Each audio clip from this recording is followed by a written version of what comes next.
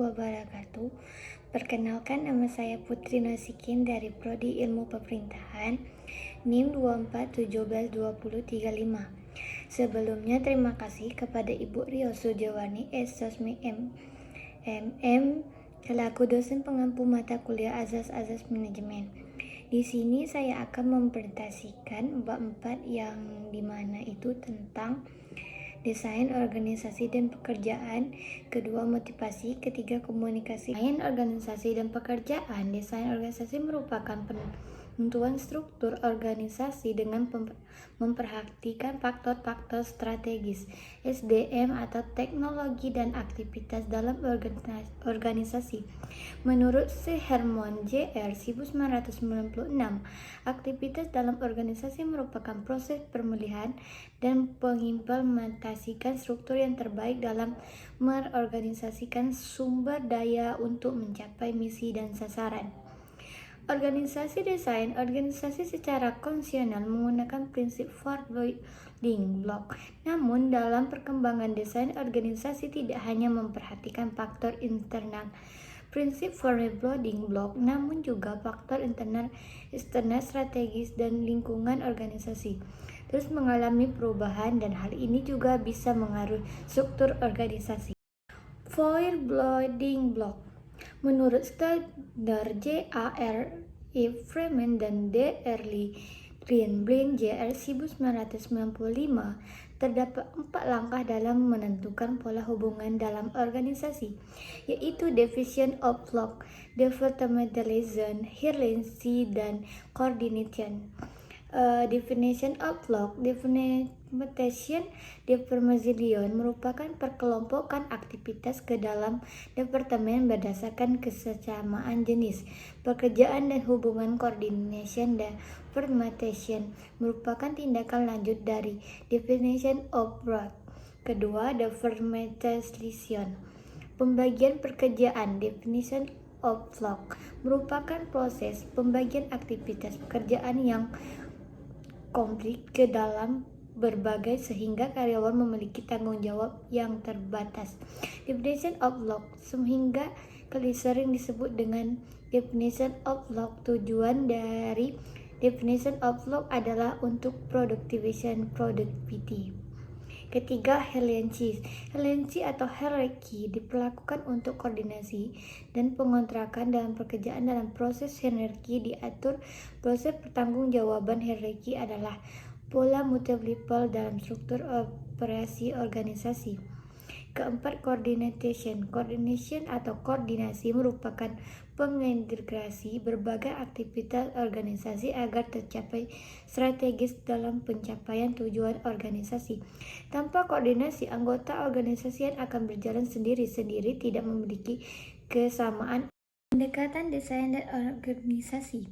Four building block merupakan pendekatan desain organisasi secara sederhana pada perkembangan desain organisasi. Dipengaruhi oleh faktor eksternal menurut standar JARE Freeman dan Dr. Gilbert Jr. 1995, terdapat 3 pendekatan teknologi dalam pendekatan lingkungan. Yang pertama, pendekatan klasik. McWhirter, Frederick V. Taylor, dan Henry Fayol merupakan koordinator untuk pendekatan klasik. Mereka percaya bahwa organisasi yang paling efisien dan efektif adalah organisasi yang memiliki struktur hierarki yang memberi kejelasan kepada anggota organisasi. Kedua, pendekatan teknologi. Dalam pendekatan teknologi, upload paling tidak terdapat 3 jenis produksi, yaitu unit and small block production, light block and mass production, dan proses production. Yang dimaksud unit production atau produksi tip unit adalah produksi yang dilakukan secara individual, misalnya seperti yang dilakukan penjahit. Ketiga, pendekatan lingkungan. Tom Brown dan G.M. Slager dalam standar JARE Freeman dalam Dr. Gilbert 1995 mengembangkan desain organisasi lingkungan, organisasi biologis, dan organisasi adaptatif. Menurut Hermann Jr. 1996, terdapat dua jenis organisasi yang bersifat eksternal satu sama lain, yaitu organisasi broadcast atau broadcast organisasi.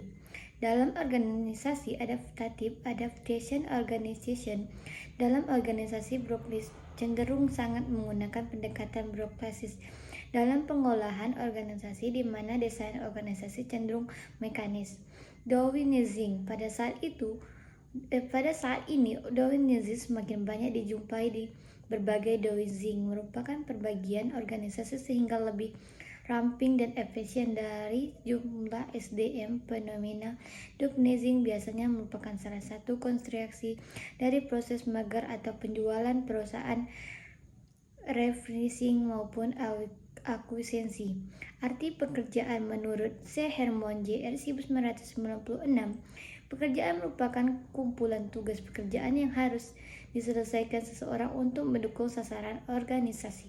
Pengertian dan pendekatan pekerjaan menurut standar J.A.R.M. Freeman dan D.R. Gilbert J. 1995, job design atau merupakan pembagian atau pendistribusian pekerjaan yang ada pada suatu organisasi kepada para anggota organisasi atau karyawan. Menurut standar J.A.R. Freeman dan D.R. Gilbert 1995, beberapa pendekatan job design antara lain pendekatan mekanis, motivasional, dan biologis. Yang pertama, desain pekerjaan pendekatan mekanis. Desain pekerjaan pendekatan mekanis, Mcpherson job design, banyak dipengaruhi oleh pemikiran Friedrich Wittelion. Kedua, desain pekerjaan pendekatan motivasional. Desain pekerjaan pendekatan motivasional, motivation job design, menghasilkan pekerjaan yang bervariasi dan menentang. Ketiga, desain pekerjaan pendekatan biologis. Desain pekerjaan biologis atau biologization job design merupakan menggunakan ekonomis dan pendekatan mekanisme. Maka desain pekerjaan biologis agar dibuat senyaman mungkin secara fisik ataupun tidak terjadi gangguan. Pergeseran paradigma. Dunia terus mengalami dinamika pula dengan paradigma mengenai desain organisasi, desain pekerjaan, dan desain lingkungan pekerjaan yang juga mengalami perkembangan. Pada saat itu organisasi semakin flat dan jenjang manajemen pun tidak terlalu panjang, sehingga proses organisasi terhadap tuntutan dan perubahan lingkungan semakin cepat. Penyederhanaan pekerjaan atau job simulation meliputi dasari pekerjaan produsen dan mempekerjakan karyawan. Desain pekerjaan yang lebih spesial. Jadi penyederhanaan pekerjaan merupakan proses mengubah pekerjaan yang lebih kompleks menjadi lebih sederhana, di mana ruang lingkup pekerjaan menjadi lebih rapi. Rotation pekerjaan, job entanglement, dan pengayatan pekerjaan. Rotation pekerjaan, job rotation, merupakan pengertian pekerjaan antara karyawan pada jabatan. Tujuan dari rotasi pekerjaan antara lain untuk memberi penyerahan kepada karyawan maupun penyediaan karyawan untuk promosi atau naik jabatan, di mana dengan rotasi pekerjaan dari karyawan semakin lingkup dan lebih komprehensif. Motivasi menurut Roberts 2001, motivasi adalah proses yang memperhitungkan intensitas, prediksi arahan, dan frekuensi kegiatan dalam upaya meraih tujuan. Pengertian tersebut menggunakan 3 elemen, yaitu intensity, yaitu seberapa keras seorang berusaha, dedication, yaitu terkait dengan penyeluruhan upaya, persistensis, yaitu beberapa lama seseorang akan bertahan dalam upaya yang dilakukan. Di awal motivasi, pada tahun 1950-an, teori motivasi mulai dikembangkan. Paling tidak terdapat 3 teori motivasi yang berkembang, yaitu teori hierarki kebutuhan, teori X dan Y, hierarkis X dan Y, dan teori 2 faktor to factorly. Meski saat itu banyak kalangan yang mempertanyakan validitas teori tersebut, namun beberapa teori motivasi tersebut tetap dihargai sebagai pemberi fondasi dalam pengembangan teori kontemporer. Hierarki kebutuhan Maslow. Teori hierarki kebutuhan dikembangkan oleh Abraham Maslow sampai saat ini. Teori yang dikembangkan Maslow masih menjadi materi jawab yang diberikan berbagai materi perkuliahan, baik untuk manajemen, SDM maupun psikologi. Menurut Maslow terdapat 5 hierarki kebutuhan manusia, yaitu pertama, fisiologikal atau fisiologi. Kedua, safety atau rasa aman. Sosial, eksternal, penghargaan, self-acceptance, akuntansi. Teori X dan Y. Teori X dan Y yang dikembangkan oleh Douglas McClelland. Dalam teori X, manusia dilihat dari sudut pandang negatif thinking, sedangkan teori Y, manusia dilihat dari sudut pandang positif thinking. Menurut McClelland, para manajemen memiliki asumsi yaitu cenderung berpikir positif ataupun negatif terhadap karyawan. Teori dua faktor. Teori dua faktor dikembangkan oleh psikologi prediksi hierarki. Teori dua faktor seringkali disebut dengan istilah lain motivation hierarchy theory. Dalam teori dua faktor terdapat dua kelompok faktor yang mempengaruhi motivasi seseorang. Interaction factor atau interaction, extension factor atau extension. Teori motivasi kontemporer. Teori motivasi kontemporer berupa menjelaskan seni dari motivasi karya. Terdapat beberapa teori motivasi kontemporer, antara lain ERG, teori Max-Clark, teori of next-generation, teori Van Development, teori extension teori, dan expectancy teori. Teori hierarki dan teori ERG. Teori ERG dikembangkan oleh Tracy Edelman dari Universitas Yale, di mana Edelman berusaha mengajikan ulang teori hierarki kebutuhan Maslow. Menurut Edelman, terdapat 3 kelompok utama kebutuhan, yaitu ekstensi, keberadaan, relation, hubungan, dan geografi pertumbuhan, sehingga disingkat ERG. Teori eksplorasi kognitif aplikasi teori. Teori aplikasi kognitif memandang bahwa terdapat keterkaitan antara interaction, motivation, dependency, pemberian tanggung jawab dan kompetensi, dan ekstensi motivasi, gaji tinggi, profesi, hubungan baik dengan supervision, dan kondisi kerja yang menyenangkan. Goal setting. Teori penerapan tujuan goal setting teori merupakan teori motivasi yang berpandangan bahwa apabila seseorang diberi tantangan atau target yang spesifik, menantang, dan diberi imbalan jasa yang sesuai harapan, maka orang tersebut akan berusaha menunjukkan kinerja yang tinggi. Komunikasi merupakan proses transfer pemahaman understanding sesuai yang berarti meaningful. Menurut S. Hershey 1996, komunikasi merupakan proses antar pribadi yang meliputi pengiriman dan penerima simbol yang memiliki makna. Dalam organisasi, peran sangat penting.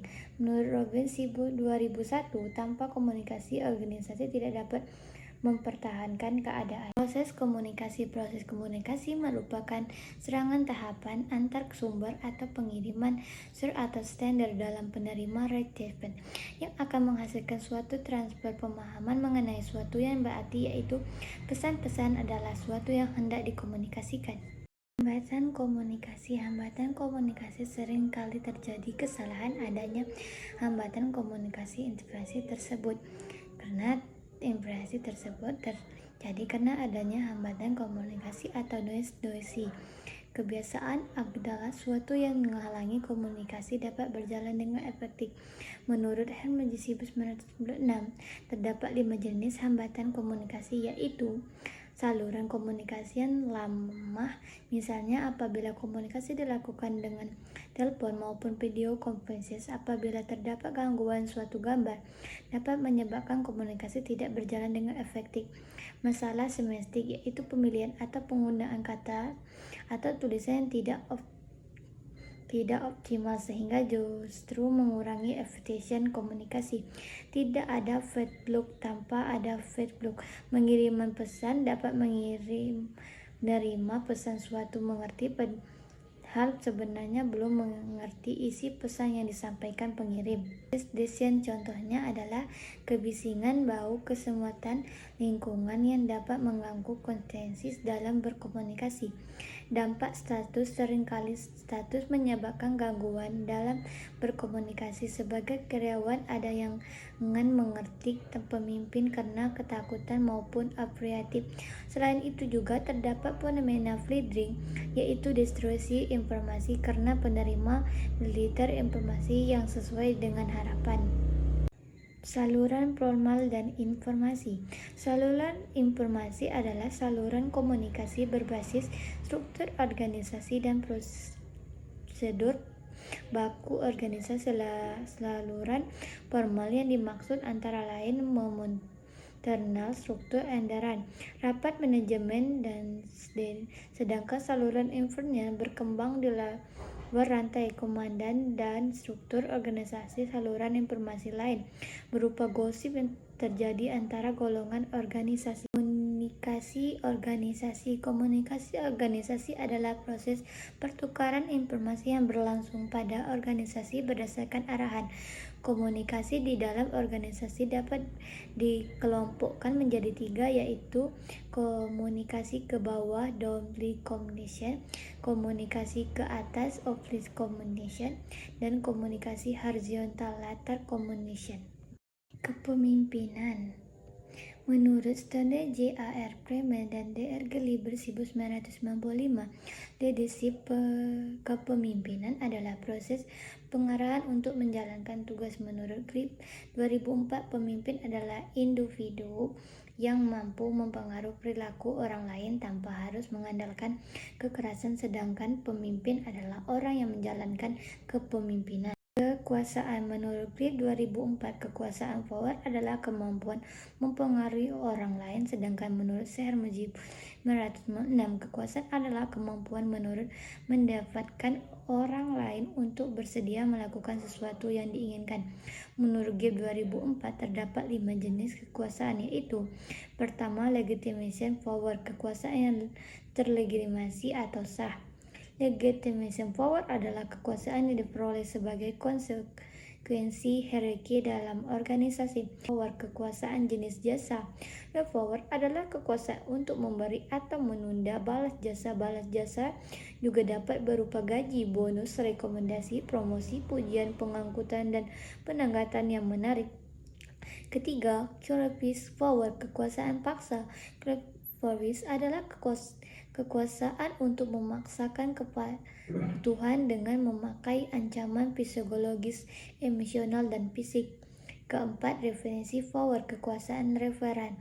Referensi power bersifat abstrak. Referensi power merupakan kekuasaan yang diperoleh dari karisma, keteladanan, sikap, dan kepribadian dari kepemimpinan. Kelima, executive power, kekuasaan ahli.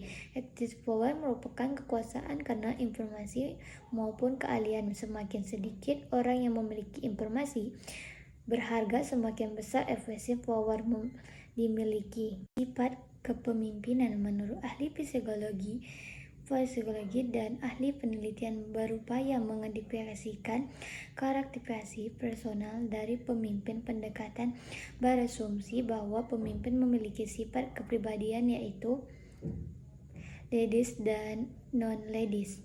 Sebagian besar penelitian terdapat sifat pemimpin berkesimpulan bahwa pemimpin merupakan sosok yang cerdas, independen, dan percaya diri. Aktivisi dan non-efficient ladies. Studi yang dilakukan untuk membedakan antara pemimpin yang efektif dan tidak efektif menentukan bahwa inteligensi, insentif, sleep, ekuensi, dan kemampuan menginfluensi memiliki keterkaitan dengan kinerja manajemen. Kepemimpinan pendekatan situasional. Pendekatan situasional berperan bahwa perilaku pemimpin yang tepat adalah bervariasi tergantung situasi yang dihadapi. Teori kepemimpinan situasional fokus pada beberapa faktor yaitu tuntunan, tugas, harapan, karakteristik, harapan dan perilaku karyawan, budaya dan kebijakan organisasi. Paul Hensis dan Candice Hebling Situational Ladies Model. Model kepemimpinan situasional dikembangkan oleh Paul Henry dan Hen Blake. Henry dan Blake memperhitungkan kesiapan Hensis dari karyawan di mana kesiapan tersebut meliputi berprestasi, kesetiaan, menerima tanggung jawab, kemampuan dan pengalaman Henry dan Letition pembagian dalam 4 fase yaitu Hack Test dan Log Test, Hack dan Lag Retention, Log Test dan Lag Relationship, Log Test dan Lag Relationship. Kepercayaan dan kepemimpinan. Pada saat ini, kepercayaan semakin disorot dalam organisasi menurut Steber Robin 2001. Kepercayaan merupakan harapan positif bahwa orang lain tidak akan bertindak opresiasi, baik dalam pernyataan tidak atau keputusan dalam hal opresi dipersiapkan sebagai suatu yang negatif, yaitu mengalami keuntungan secara sepihak. Kepercayaan memiliki 5 dimensi yaitu inteligensi, kompetensi, konsistensi, keterbukaan, loyalitas.